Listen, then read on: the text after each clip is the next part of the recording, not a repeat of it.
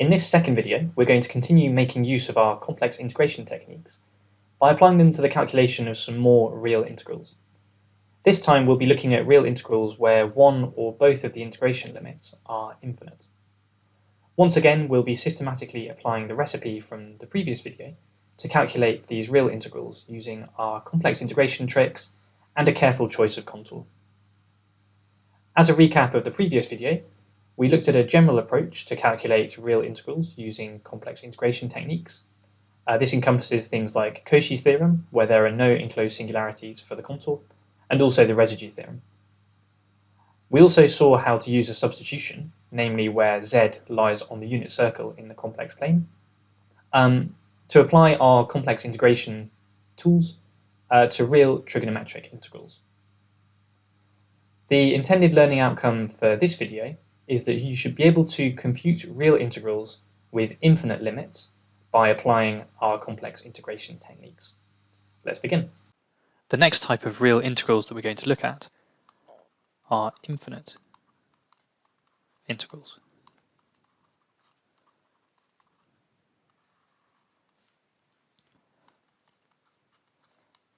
So here we're considering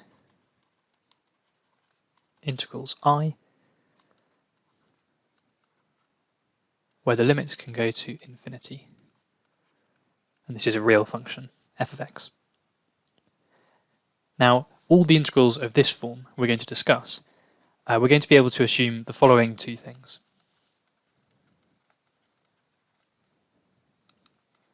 First of all, we're going to assume that f of z is analytic in the upper half plane.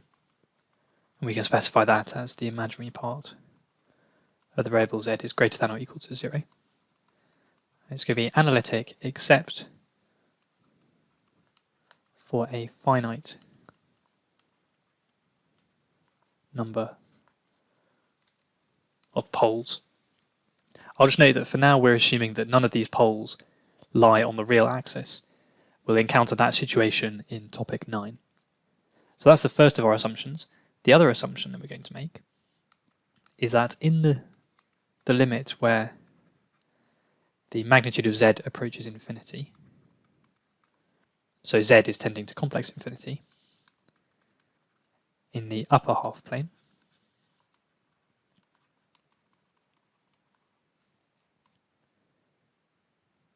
we're going to assume that f of z vanishes more strongly, in other words, more quickly, than 1 over z. And the reason why will become clear in a moment. Okay, so as before, let's analytically continue our real function f of x to the complex plane. And we'll now be looking for some contour integral from which we will be able to extract the real integral. So consider evaluating a contour integral around a closed contour C of the complex function that we got by analytic continuation. And I'm going to choose a specific type of contour. I'll draw a picture.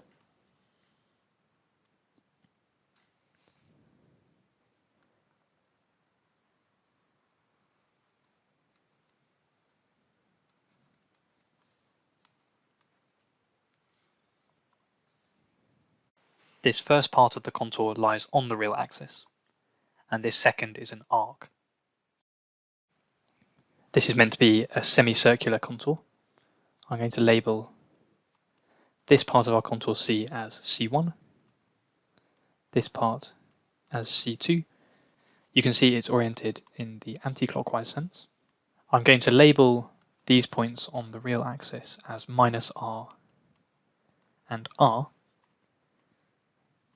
And finally, I'm going to put down a couple of example poles of our function as these purple crosses.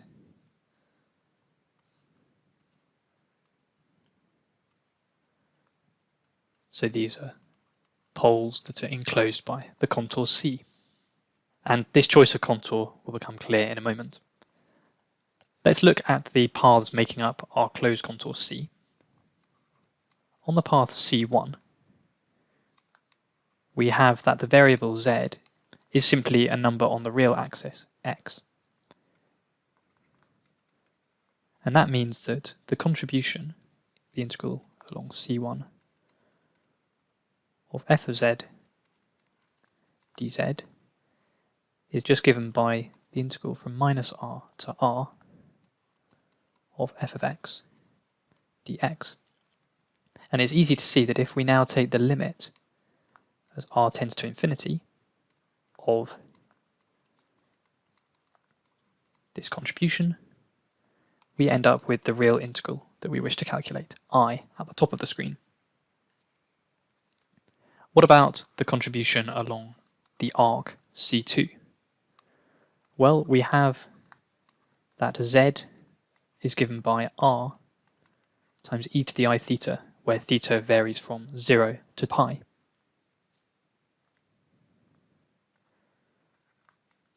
That means we can write that the integral along C2 of f of z dz is the integral from 0 to pi of f of r e to the I theta, and then if we take the differential we'll end up with I r e to the I theta d theta.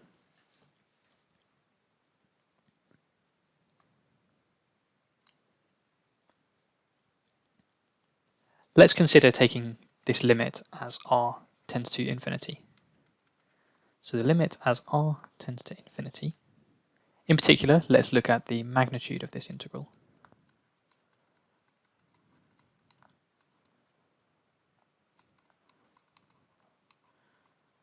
Substituting in from above, we have this expression.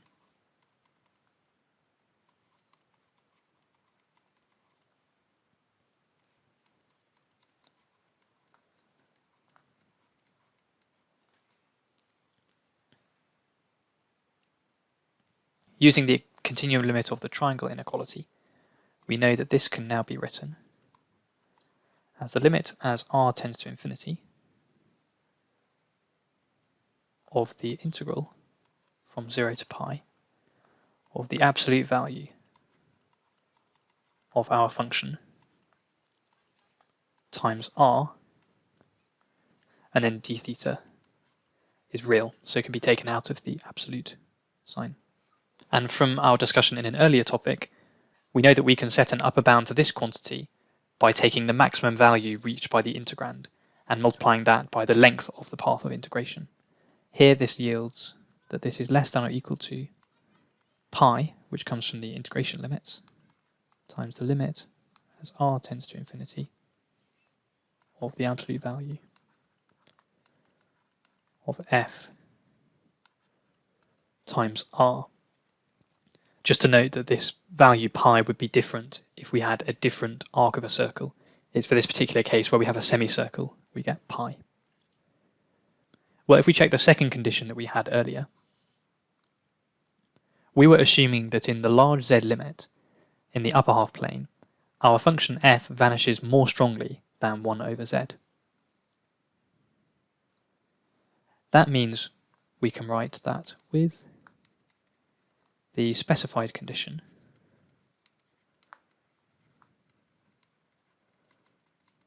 above,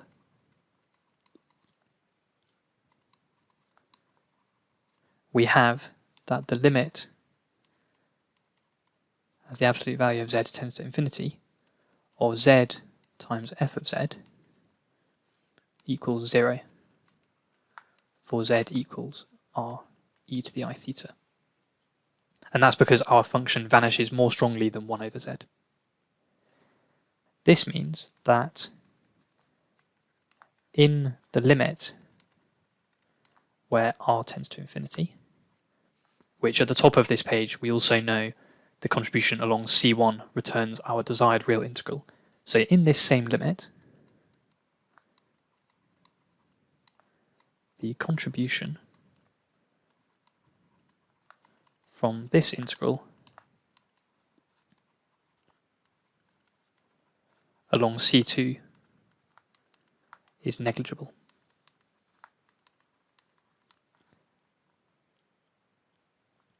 And that's clear from this last step here, that the term we're taking the modulus of tends to 0 as r tends to infinity, and therefore the contribution along C2 vanishes.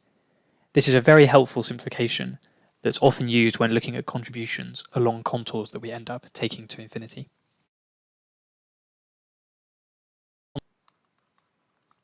We can say that from this contour we have that the integral of f of z dz is the limit as r tends to infinity of this first contribution along C1 plus this second contribution along C2. We know that this second guy vanishes, and we also know that this limit simply returns the real integral we're after, and that means we can immediately use the residue theorem. We know that this real integral is going to be given by 2 pi I times the sum of the residues, and those are the enclosed residues in the upper half plane.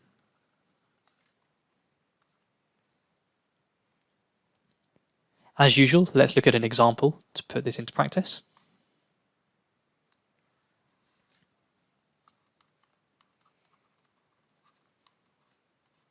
Let's consider the real integral from 0 to infinity of 1 over x squared plus 1 dx. Now it is possible to do this integral by substitution, but we're going to do it using our complex analytic tools. We're going to make a first simplification, which is to notice that the integrand is even.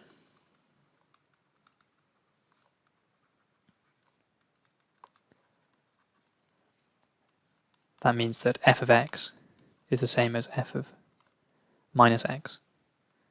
This means that we can rewrite our integral as half. Now we can take the integration limits from minus infinity to infinity of 1 over x squared plus 1 dx. It's very useful to manipulate the integration bounds by spotting whether your integrand is even or odd.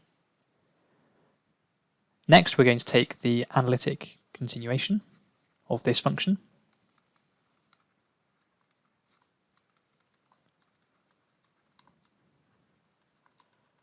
I'm going to write it as f of z is 1 over z squared plus 1. That agrees with our real integrand on the real axis. And we can factorize this very easily as z minus I, z plus I.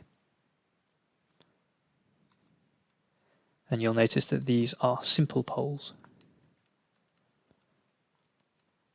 at z is plus or minus I.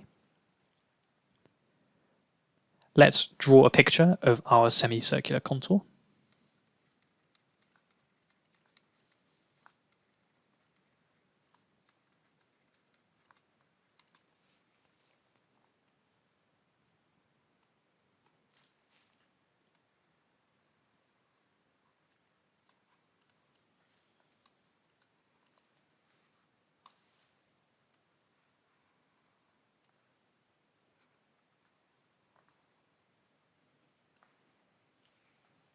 We have this contribution C1, this arc C2. We have the points on the real axis minus R and R, and I'm going to draw our poles at plus I and at minus I. And you'll notice immediately that we're only going to worry about the pole at plus I, because that's the only one enclosed by our chosen contour. Okay, let's break down the contour integral into its constituent parts. We're going to be taking the limit as r tends to infinity of the contribution along C1, where z equals x, and then the contribution along the arc C2, our label here is traversed in the anti-clockwise sense, 1 over z squared plus 1 dz. We're going to want to look at the behaviour of this term here as r tends to infinity, and you can immediately spot that the integrand 1 over z squared plus 1 does indeed vanish faster than 1 over z. And you can check the limit as the absolute value of z tends to infinity of z over z squared plus 1. Well, that's going to go as 1 over z, and that will indeed vanish as r goes to infinity. Okay, so as expected, we've shown that the contribution along the arc C2 vanishes. Meanwhile, the term out the front, looking at this first term, we spot immediately that this is going to give us 2 times our desired integral, remembering our integration limits after we notice that the integrand is even. So we therefore have that our contour integral along C is 2i, but also by the residues theorem, we know that this integral is going to be 2 pi I times the residue of our complex function at the enclosed pole plus I. Once again, using our result from the end of the previous topic, this is going to be, for the residue, the limit as z tends to I of z minus I, and then times our function, which we can write like this.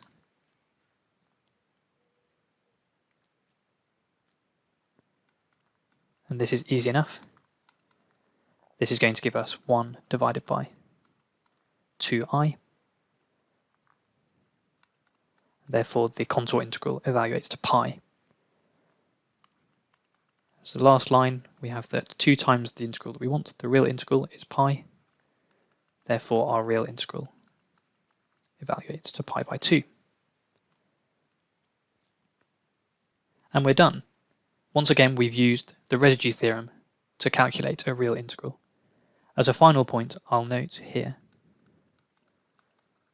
that this is also consistent with the substitution that 1 over x squared plus 1 dx is given by arctan of x at those outer limits, and that also yields pi by 2.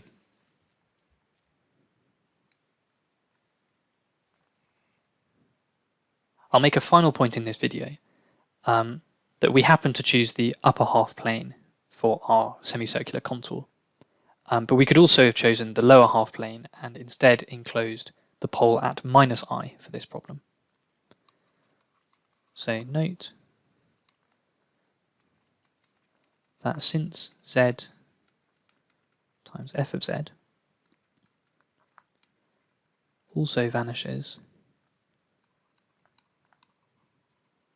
on a semicircle,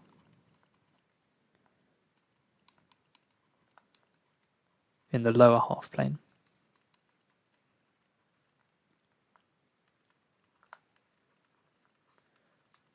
we could also have considered a contour that looks like this, traversed in this direction, so that we capture the correct real integral on the real axis, and we would have been enclosing the pole at minus I. So we could have considered this contour. The one thing that you'd have to bear in mind is that this contour is traversed in the clockwise sense.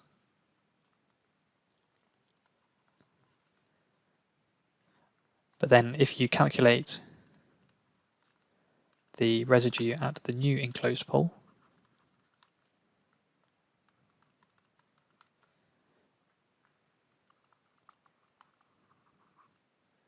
instead, you would recover exactly the same result. And I encourage you to check for yourselves that this is true.